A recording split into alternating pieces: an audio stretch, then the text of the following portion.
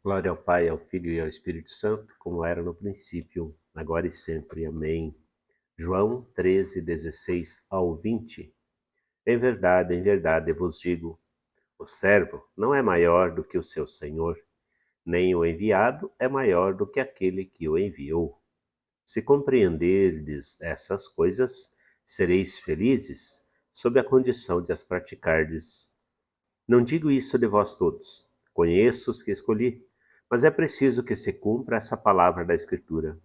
Aquele que come o pão comigo levantou contra mim o seu calcanhar. Desde já vou-lo digo, antes que aconteça, para que quando acontecer, creiais e reconheçais quem sou eu. Em verdade vos digo: quem recebe aquele que eu enviei, recebe a mim, e quem me recebe, recebe aquele que me enviou. Palavra da salvação. Glória a vós, Senhor. Esse trecho termina com uma continuidade daquela outra expressão que Jesus usa, se eu não me engano, no capítulo 10 de João.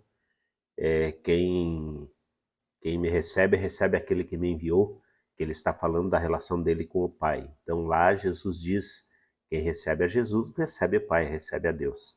Aqui ele dá continuidade nessa expressão e ele diz que aqueles que ele envia, os apóstolos, os discípulos, que são enviados por ele, quem recebe a esses, recebe também a ele, a Jesus.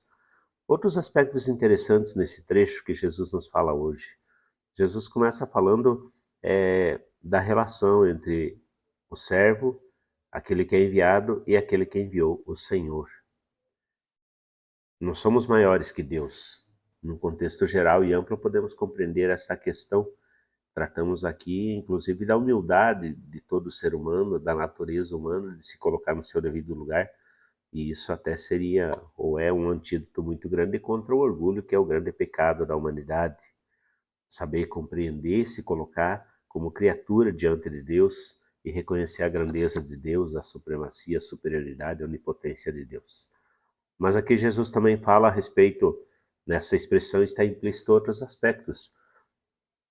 Os aspectos do sofrimento, da rejeição, da não aceitação, da exclusão, até mesmo da violência contra aqueles que proclamam o nome de Jesus.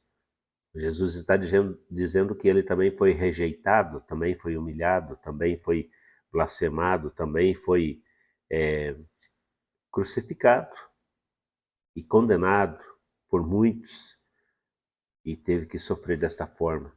Nós não somos maiores que ele. Quem quiser dar testemunho vai estar sujeito também às mesmas dificuldades, aos mesmos empecilhos, aos mesmos impedimentos, às mesmas rejeições que Jesus. E isso não somente no sentido de quem anuncia, de quem é um pregador, um sacerdote, alguém envolvido na evangelização. No sentido amplo de todos aqueles que querem viver, de ser cristãos de fato, de viver os valores cristãos. Também poderão sofrer da mesma forma que o Mestre sofreu. É isso que Jesus está dizendo. E ele coloca isso, né? Compreender e viver essas coisas, de qualquer forma, mesmo diante de tudo isso, trará felicidade a quem compreender e praticar isso que ele ensina, esse bem, esses valores que ele ensina.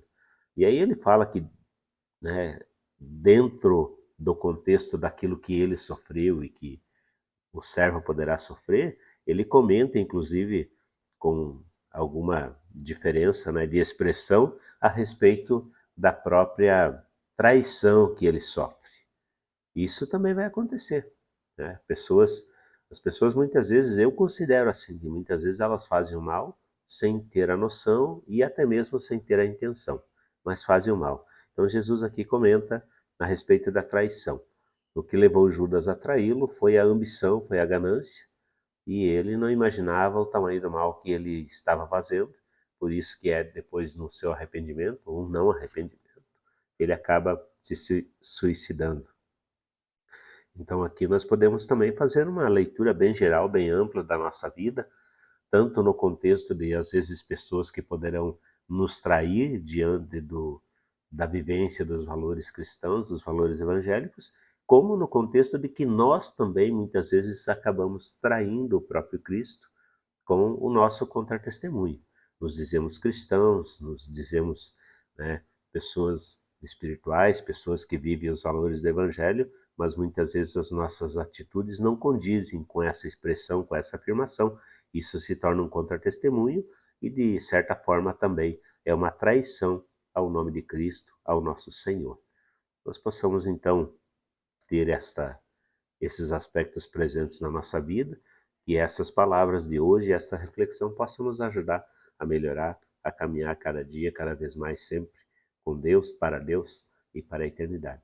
Que Deus nos abençoe e nos guarde. Em nome do Pai, do Filho e do Espírito Santo. Amém.